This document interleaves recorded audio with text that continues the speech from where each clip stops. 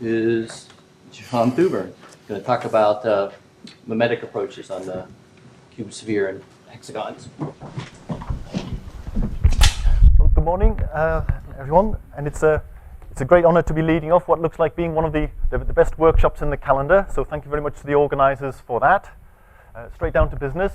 So we're interested in accurate solutions of the shallow water equations, not only because the shallow water equations are an interesting geophysical model in their own right, but as a stepping stone to full three-dimensional weather prediction and climate models. Yes, yeah, I might need two hands here.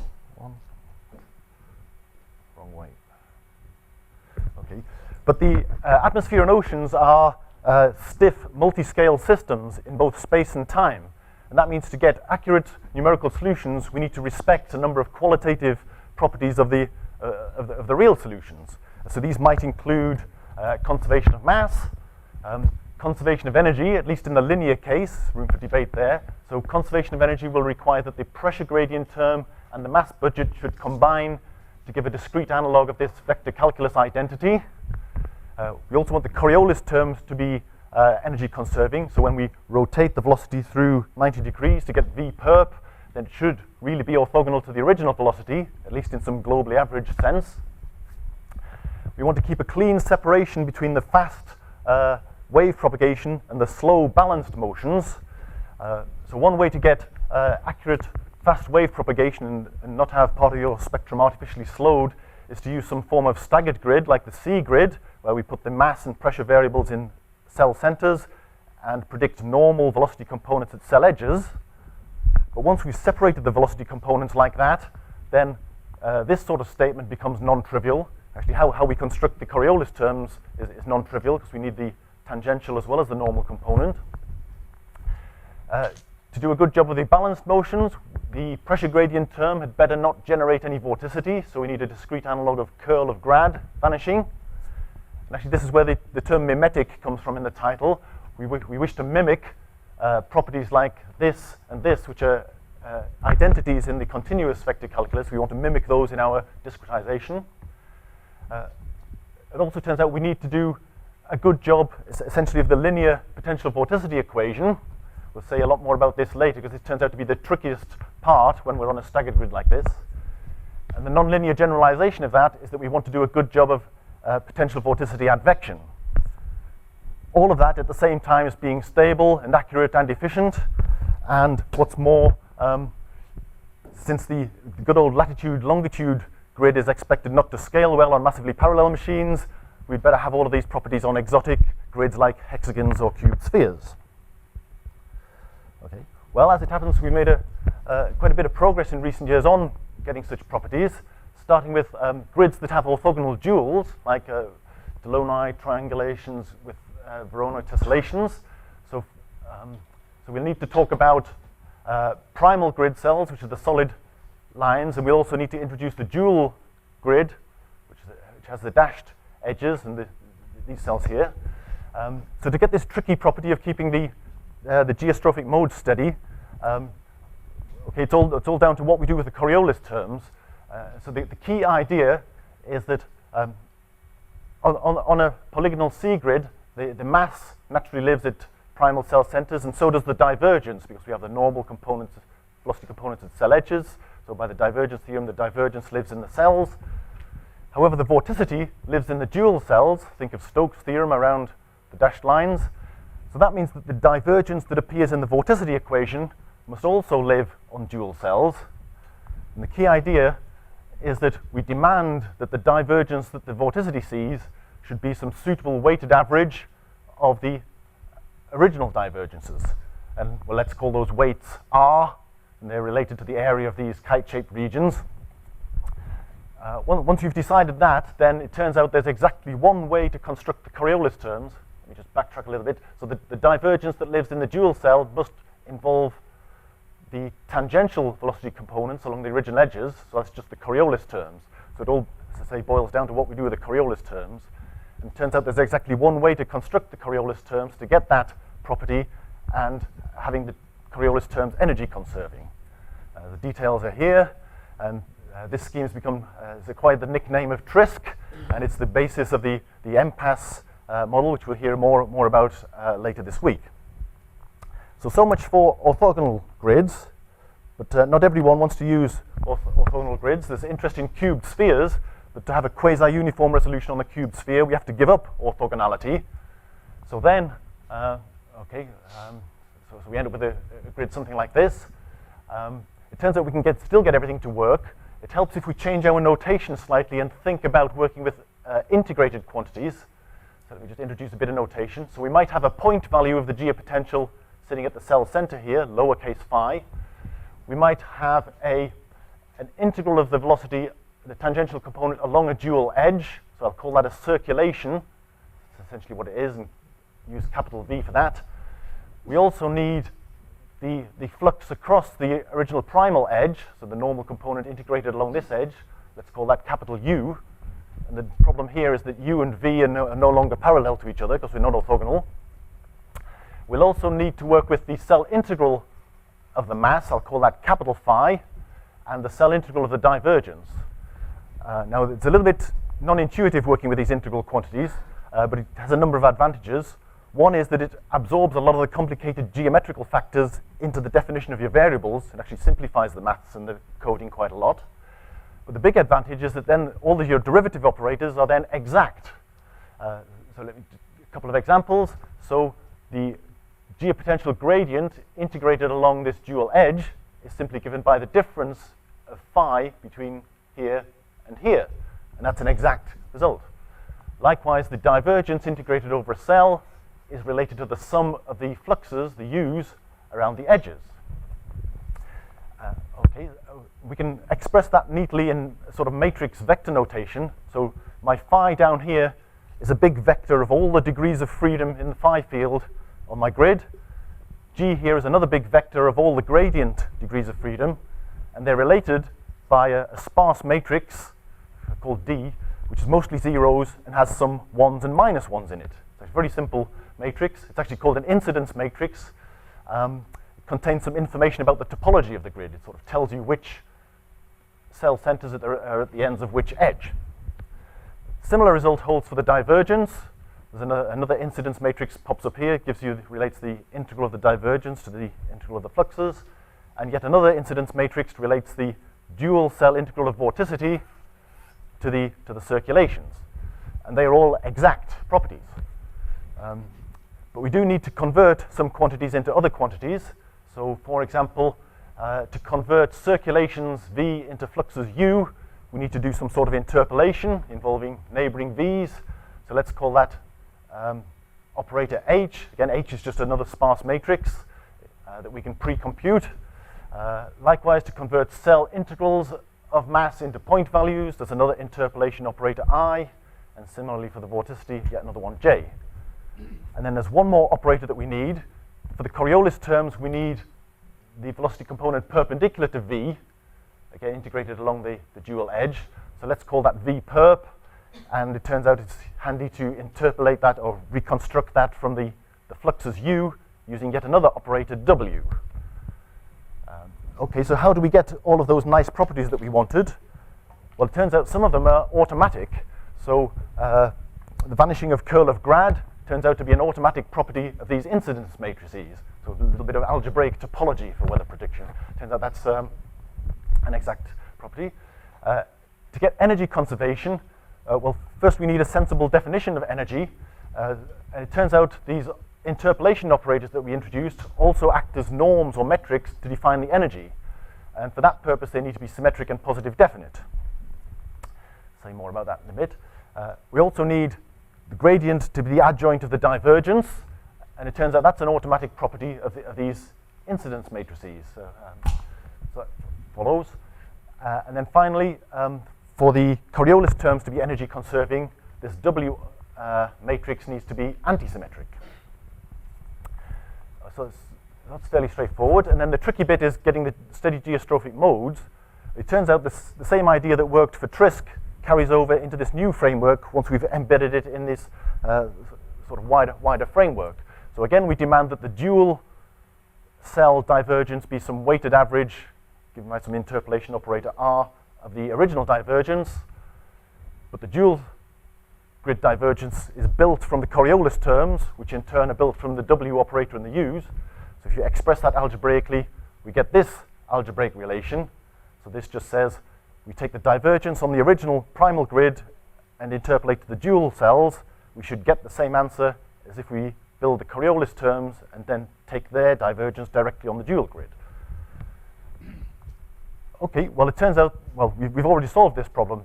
So algebraically, this is exactly the same problem that was solved in Trisk, so we've got the answer already. We just embedded in this rather larger framework, more general framework. Okay, so they're all the pieces we need. Let's start putting them together and looking at the shallow water equations. First of all, the linear versions. So, for example, the rate of change of the cell-integrated masses is just related to the cell-integrated divergences. So it's all expressed in terms of these operators we've defined.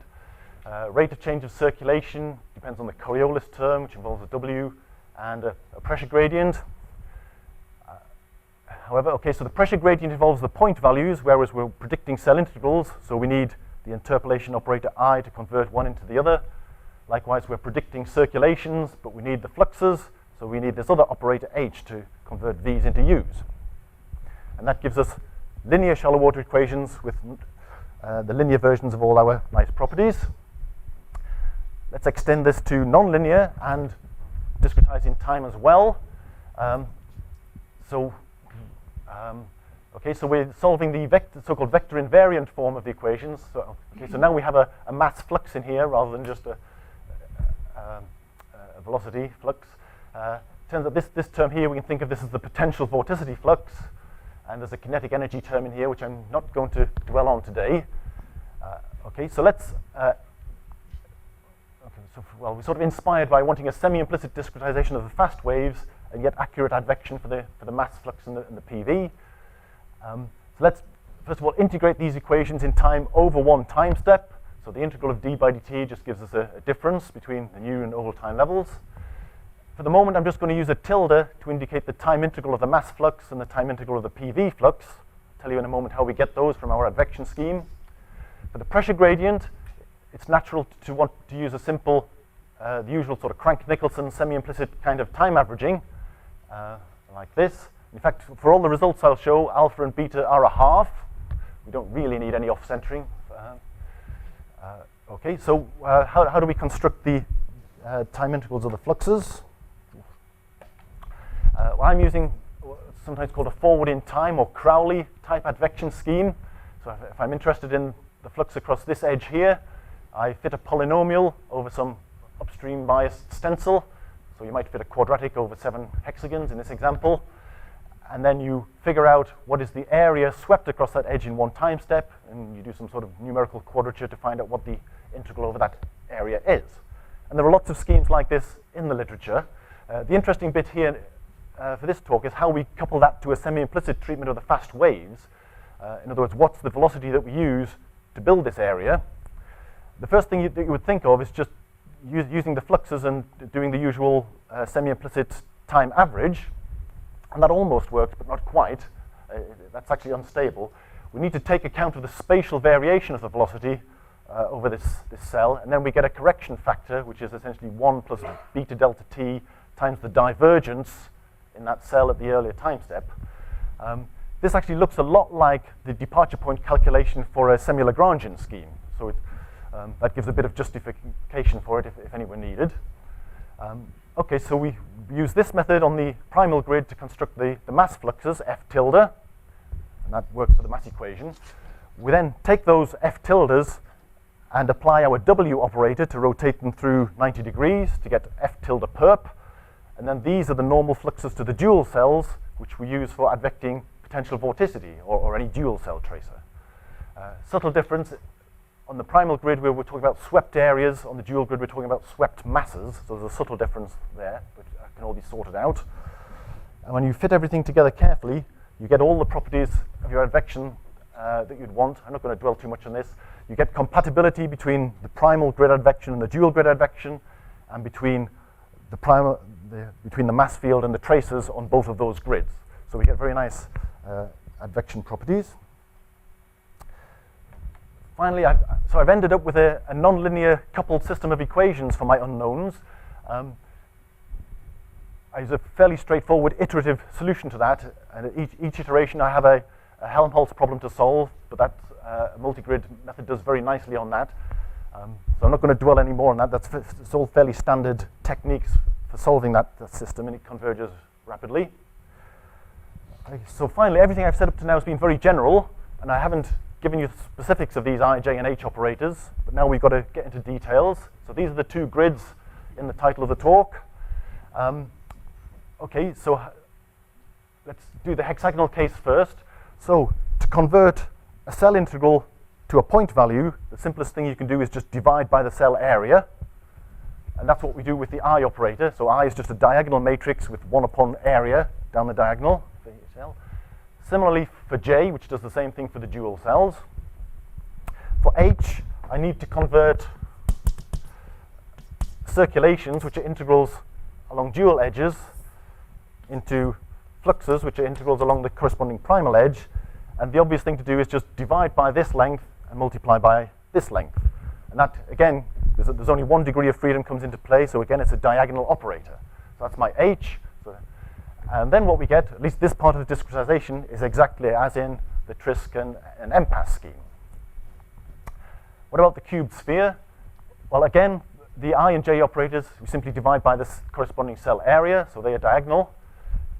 However, this trick no longer works because the primal and dual edges are no longer orthogonal to each other. So U and V point in different directions. We need to bring in more edges. It's thanks to Thomas's ingenuity that Thomas came up with this formula for how to do it using 5 edges in the stencil. I'm not going to say how we got this. Perhaps Thomas will talk about this kind of ideas that lead to a formula like this in his talk, which is next. And we need to tweak the vertices slightly to make sure that they're at the very center of the surrounding vertices. That's just a minor tweak to the grid to make sure that that operator's first order. Right, so down to results. The advection looks very nice. I'm not going to talk about that. Let's do the solid body rotation test of Williamson et al., test case 1. Let's see, so we've got hexagonal grid, cubed sphere grid. Different versions of the advection scheme. Basically, the errors are insensitive to what we do with advection for this test because they're to do with something else. Graphics are not great. First thing that strikes you is that the errors are reflecting the underlying grid structure, the vertices of the cube, the pentagons on the sphere. What you can't see is that the errors here are of size about 15 geopotential units, where there are about 125 units here. So the hexagons are more accurate than the cube. And actually, if we look at how the errors are converging with resolution, they still seem to be converging on the hexagons, but they seem to have stalled on the cube sphere. So on that particular test, the hexagons seem to be more accurate. Graphics are terrible, sorry about that. Let's nevertheless press on. Test case 5, flow. There's a conical mountain sitting here. We start with solid body rotation. After 15 days, we've developed a nice complex flow. We've got free surface height on the left, potential vorticity on the right. If the graphics were better, you'd see that the fields are actually nice and clean and noise-free. We've got 3 models. On the top, we've got endgame, which is a fairly standard semi-implicit semi-Lagrangian scheme on a lat-long C grid at rather slightly higher resolution. So this is our control, if you like. And the hexagonal grid and the cubed sphere grid are doing quite well. You have to look rather closely to spot any differences. So there's a little difference in a contour here. There's a little bit of wrapping up of PV here that's not so visible in the other schemes. But by and large, the scheme's done quite a nice job. I think I'm going to skip the next one. We can compare different flavors of the advection scheme. But, I might skip this one as well. Let's just show some diagnostics that verify some of the nice properties that we wanted. So without any ad hoc dissipation in the scheme, we're doing a very good job of the total energy is not shown. This line here is the total available energy divided into kinetic, and available potential is invisible. But when you add the two together, the totals are very well conserved. If you zoom in on the available potential energy and look at the relative change, it's almost zero until about day 30 of this test, when the flow is starting to become turbulent, and then we start to dissipate some of the energy and some of the potential entropy. And in fact, that's probably exactly what you would want the numerics to do. A tougher test case is the mid-latitude unstable jet, which is a very sensitive, involves very fast developing instability on this grid with 10,000. Okay, you give it a little tweak and it should develop in a certain way. At this resolution, we're basically reflecting the underlying grid structure. So there's some hint of discretization errors coming through and giving us a wave number 5 pattern. By the time we get up to 160,000 cells, this looks much more like a high-resolution reference solution, except this bit of the solution should be more zonal. So even at this high resolution, there's some evidence of discretization errors coming through. And if anything, the cube sphere is rather worse. I wanted to make a couple of points. Some people are worried about computational modes, which are sort of grid scale or near grid scale vorticity patterns on the hexagonal version of the grid. We saw no noise in the earlier results. If we deliberately try to force those modes by run to day 15 of test case 5 and then insert a patch of grid scale noise in the vorticity field, 2 time steps later, the advection schemes gobbled it up, another 2 time steps. We've seen no evidence of damage from those computational modes. I must be honest though, so everything looks great up to now, well, reasonably good. To come clean, not everything is rosy, so it looks to be very difficult to get higher order versions of these interpolation operators and keep them symmetric at the same time. The trouble is they're trying to do too many jobs with these operators, and they can't do both well at the same time. Even worse than that is this W operator that constructs the Coriolis terms. On regular grids on the plane, it's second order accurate, but when you go to irregular grids, the maximum errors actually don't converge to 0. The L2 errors do, and maybe that's enough, perhaps. Maybe it's enough to tolerate some errors in the velocity field as long as the height field is accurate. We can debate that over coffee or beer. But certainly this is a bit rather undesirable, and perhaps Colin will give us a hint as to the solution to that. So I wish I could have dwelt on that a bit more, but let me summarize. So we now know how to get a whole bunch of desirable, arguably essential properties, even on unstructured grids, even non-orthogonal grids. I've cooked up a new time integration scheme rather heuristically, but it does seem to work and be stable. And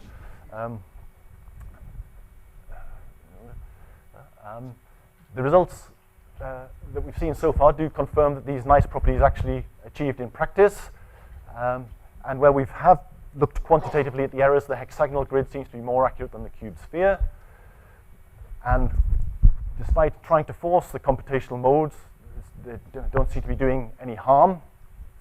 On the other hand, there do seem to be some fundamental limitations to this approach, particularly for the W operator. So I'm just about done. All right, thank you.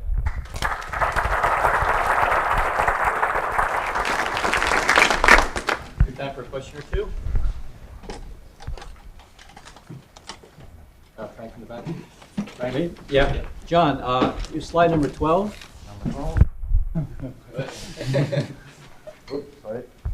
Okay, so can you say something more about the actual error, the percent error that you're talking about between the hexagonal grid and the other grid? So the equator to pole difference in the height field is a few thousand units. I can't remember exactly, a few thousand. So it's a pretty small percent error, and that magnitude of error was invisible on the next plot, which was the test case 5. Is it what, 1% error, 10%? Oh, it's less than that. It's like a 1e to the minus 3 or 4. Something like that. Yeah, the bottom one's probably 1e to the close to 1e to the minus 5. Another thing to say about this is, so these are the errors at day 5, but the errors after the second time step look almost identical to this. So this is something to do with the model's representation of geostrophic balance. It very quickly adjusts to this erroneous state and sits there. Which is probably to do with that W operator error that I mentioned at the end. One more very quick question. John, I see your effort to deal with this rusty more. Another thing I was thinking is when people are trying to expand from shear water to 3D model. I don't know what could you comment on Dale Duran's recent paper about mountain wave, because the mountain wave is the combination of wave and abstraction. So the degree actually creates some amplification problem for the mountain wave. Could you comment on that? Oh gosh, that opens up a whole other can of worms. Maybe we can talk. Yeah, we should talk after the coffee on that. It's good for coffee, so why don't we thank John again.